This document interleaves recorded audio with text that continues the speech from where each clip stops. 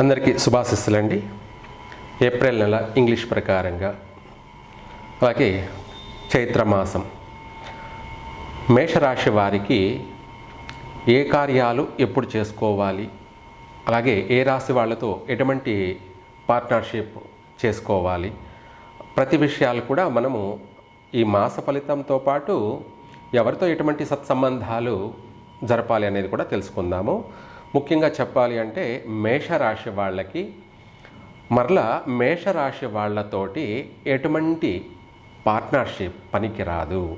అంటే జీవిత భాగస్వామి వివాహం చేసుకుంటున్నారు, మళ్ళీ మేషరాశి వాళ్ళని చేసుకోకూడదు. అంటే అశ్విని నక్షత్రం వాళ్ళు అశ్విని నక్షత్ర జాతకుల్ని, భరణి నక్షత్రం వాళ్ళు అశ్విని నక్షత్ర జాతకుల్ని, అలాగే భరణి నక్షత్ర జాతకులు భరణి నక్షత్ర జాతకులని, అలాగే కృత్తికా నక్షత్రం 1వ పాదము భరణి నక్షత్ర జాతకులను కానీ లేదా అశ్విని నక్షత్ర జాతకులను కానీ మేషరాశి వాళ్ళు మేషరాశి వాళ్ళని వివాహం చేసుకోకూడదు.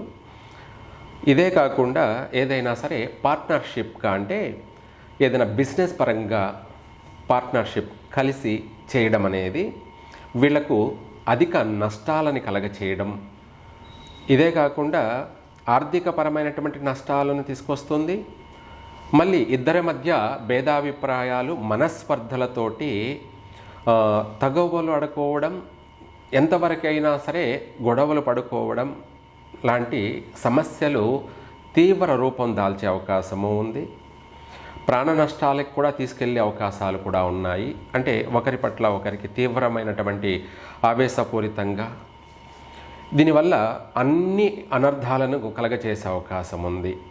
అందువల్ల ఎవరైనా సరే మేషరాశి వాళ్ళు మళ్ళీ మేషరాశి వాళ్ళతోటి ఎటువంటి వ్యాపార లావాదేవీలు కానీ సత్సంబంధాలు కానీ జరపవద్దు. ఇవి కాకుండా ఫ్రెండ్షిప్ కూడా చదువుకున్నటువంటి పిల్లలు కావచ్చు, లేదంటే ఇరుగు పొరుగు వాళ్ళు కావచ్చు, ఎవరైనా సరే మేషరాశి వాళ్ళు మళ్ళీ మేషరాశి వాళ్ళతోటి ఫ్రెండ్షిప్ కూడా స్నేహం కూడా ప్రమాదకరమే. కాబట్టి వీలైనంత వరకు వీళ్లకు ఎంత దూరంగా ఉంటే అంత మంచిది. మేషరాశి వాళ్ళు మళ్ళీ మేషరాశి వాళ్ళతోటి ఎంత దూరంగా ఉంటే అంత మంచిది. ఎంతవరకు మాట్లాడాలి, వీళ్ళతో ఎంతవరకు ప్రవర్తించాలి, వీళ్ళతో ఎటువంటి విషయాలలో చర్చించాలి, చర్చించకూడదు అన్నది కూడా మీరు ఆ యొక్క వ్యక్తిగత విషయాలను బట్టి మనం కొంతవరకే లిమిటెడ్గా వీళ్ళతో వ్యవహరించడం చాలా మంచిది. తర్వాత వీళ్లకు మేషరాశి వాళ్ళకి మేషరాశి అలాగే అశ్విని నక్షత్ర జాతకులతోనూ కాకుండా మేషరాశి వాళ్ళతో కూడా పూర్తిగా 3 నక్షత్రాలు వస్తాయి. కాబట్టి 3 నక్షత్రాల వాళ్ళతో కూడా వీలైనంత వరకు ఎటువంటి వ్యాపార లావాదేవీలు సత్సంబంధాలు పెట్టుకోవద్దు. తర్వాత ఈ మేషరాశి వాళ్ళకి ఘాతువారము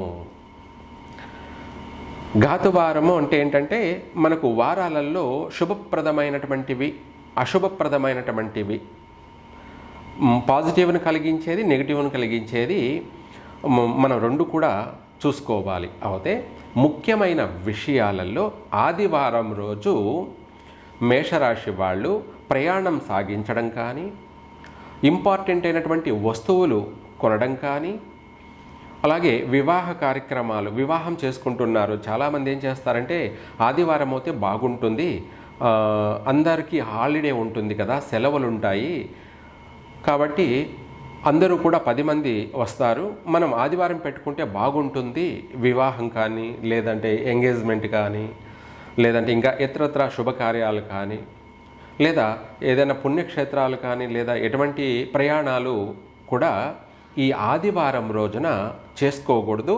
చేసుకున్నట్టయితే ఆదివారం చేయడం వల్ల ఇది మేషరాశి వాళ్ళకి ఘాతువారం కాబట్టి భారీ మూల్యం చెల్లించుకోవాల్సిన పరిస్థితి వస్తుంది. నెగిటివ్ వారం కాబట్టి కలిసి రాదు. ముఖ్యంగా చెప్పాలంటే లైఫ్ లాంగ్ జీవితానికి సంబంధించినటువంటి విషయాలు చేయకూడదు. ముఖ్యంగా చెప్పాలి అంటే మీరు ఏదైనా సెలవు కాబట్టి ఆదివారం వెళ్ళి బంగారు నగలు కొన్నారనుకోండి, ఆ నగలు ఆదివారం కొనడం వల్ల మనము జీవితకాలం వాటిని ధరించలేం. ఎందుకు అంటే కలిసి రాకపోవడం వల్ల వాటిని మళ్ళీ మనము కుదవ పెట్టుకోవడాలు, లేదంటే తిరిగి అమ్ముకోవడాలు, లేదా ఇవి కాకపోతే వాటి కోసం దొంగలు ఏర్పడి దొంగలు వాటిని దొంగిలించడము, లేదంటే అది కాకపోతే మనమే ఎక్కడో చోట పెట్టి మర్చిపోవడాలు, లేదా మనమే ప్రయాణం చేస్తూ పోగొట్టుకోవడాలు. మొత్తం మీద ఓవరాల్గా చెప్పాలి అంటే మేషరాశి వాళ్ళకి ఆదివారం రోజున నగలు కొన్న కలిసి రావు.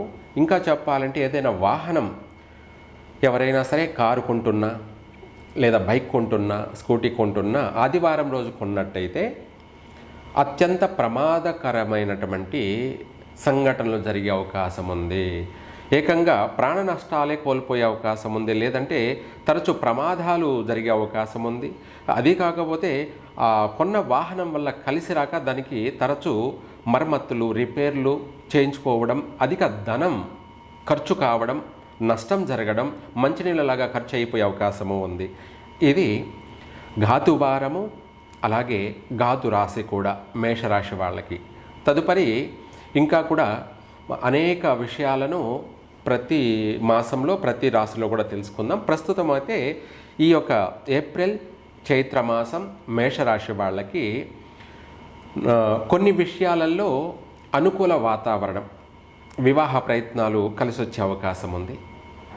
అలాగే ఆర్థికపరమైనటువంటి విషయాలలో జీవిత భాగస్వామి ద్వారా కొంత ధనం చేతికి అందే అవకాశం ఉంది.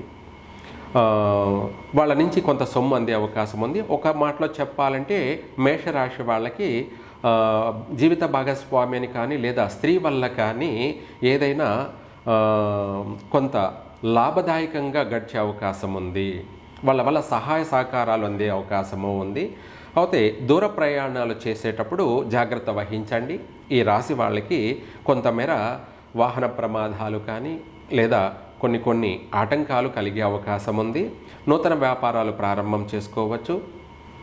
అలాగే ఈ మాసంలో చైత్ర మాసంలో గృహయోగం అనుకూలత కూడా ఉంది. ప్రయత్నం చేసుకున్నట్టయితే కష్టే ఫలి అన్నట్టుగా ఈ మాసంలో మీ యొక్క కష్టానికి తగినటువంటి ప్రతిఫలం కలుగుతుంది. ఇంకా కూడా మేషరాశి వాళ్ళు ఈ చైత్ర మాసం